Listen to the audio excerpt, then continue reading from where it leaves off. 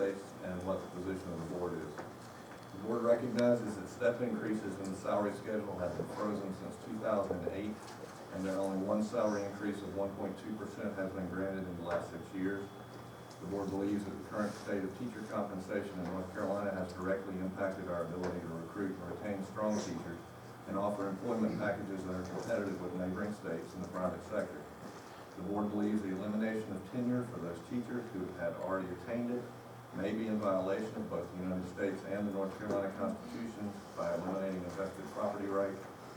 The board believes that given the pending litigation calling into question the legality of retroactively divesting teachers of their career status, teachers do not currently have sufficient information to make an informed decision on whether to voluntarily forfeit their vested property right to career status in exchange for a 4-year contract and additional compensation.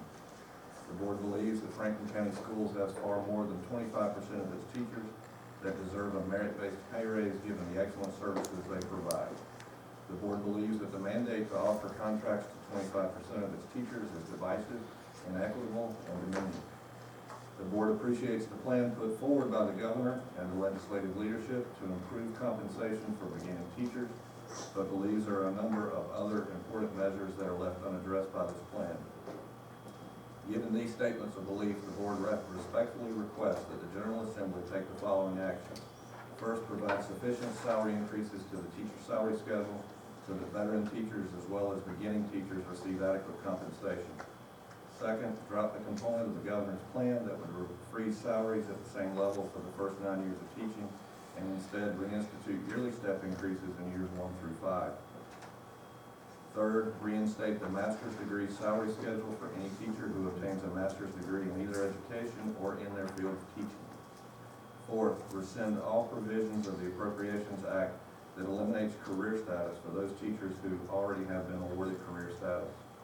Fifth, allow this board to use the funds allocated in the state budget for the 25% mandate as part of an effective and locally developed compensation plan that recruits, retains, and rewards excellence in teaching. So that's a summary of the resolution, and all of you have had a chance to read the resolution since it was posted on the agenda. Are there any